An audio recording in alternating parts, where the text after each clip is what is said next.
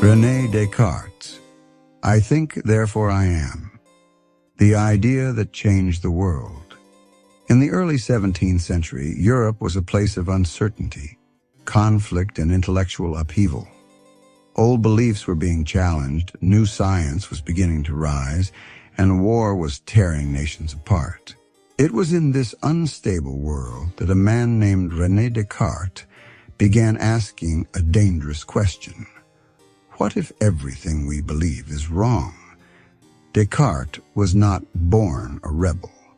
He was educated within the traditional system, trained in philosophy that leaned heavily on ancient authorities like Aristotle. But something did not sit right with him. The more he learned, the more he felt that much of human knowledge rested on assumptions rather than certainty. And in a time when truth itself seemed fragile, that realization became impossible for him to ignore. As a young man, Descartes traveled across Europe and spent time in military service during the chaos of the 30 Years' War. Imagine that environment for a moment. Violence, division, and uncertainty everywhere. Different groups claimed different truths. Religion, science, and philosophy all collided. In such a world, Descartes began searching for something deeper, something that could not be shaken by conflict, tradition, or opinion. Then came one of the most dramatic moments of his life. In 1619, while staying in Germany, Descartes experienced a series of intense visions so powerful that he believed they carried a message. He later understood this moment as a kind of awakening. From those dreams, he became convinced that he had a mission: to rebuild human knowledge from the ground up, using reason and certainty as his foundation. This was not a small ambition. It was revolutionary. Instead of simply accepting what others had said, Descartes decided to doubt everything. Not just a few ideas, everything. He questioned his senses, recognizing that they could deceive him.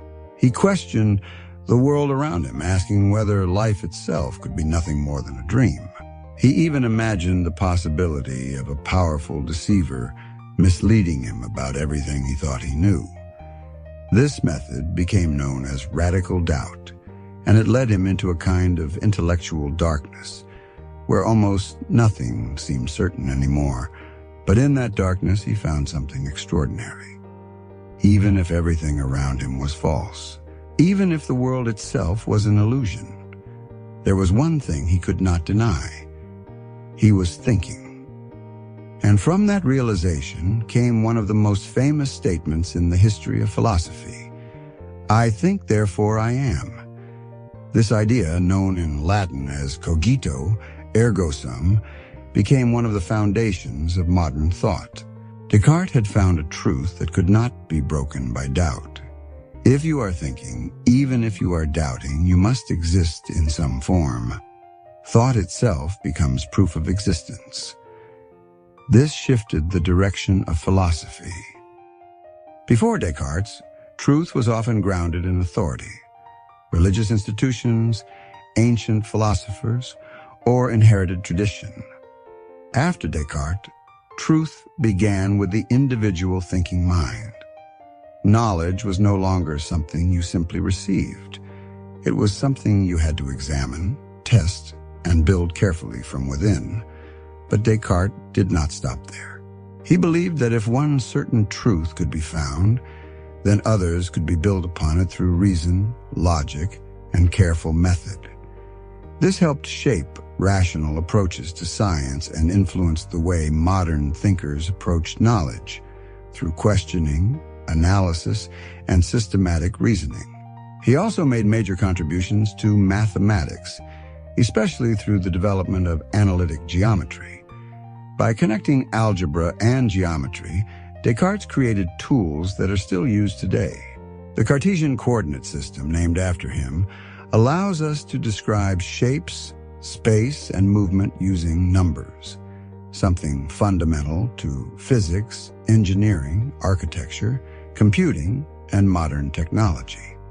In many ways, Descartes helped bridge two worlds, philosophy and science. He showed that clear thinking and structured reasoning could be used not only to examine ideas, but also to understand reality itself. And yet, despite his focus on logic and certainty, his life ended in a strangely ironic way. Later in life, Descartes was invited to Sweden by Queen Christina, who wanted to learn from him directly. But there was a problem. The Queen preferred lessons early in the morning around 5 o'clock in the cold Swedish climate. Descartes, who was used to working in warmer and more comfortable conditions, struggled with the harsh routine. Eventually, the cold took its toll. He became ill and is generally believed to have died of pneumonia in 1650. It is a striking contrast. A man who sought absolute certainty, who tried to build knowledge on unshakable foundations, was ultimately brought down by something simple, physical, and unavoidable. But his ideas did not die with him. Today, Descartes is remembered as one of the founders of modern philosophy. His insistence on doubt, his focus on the thinking self, and his belief in reason reshaped how we understand knowledge, reality, science, and even ourselves. And perhaps his most important contribution was not only the answer he found, but the method he used to find it. He showed that questioning is not weakness, doubt is not failure. In fact, doubt may be the beginning of truth. In a world still filled with noise, conflicting information, and competing narratives, Descartes' message remains powerful. Before you accept anything as true, question it.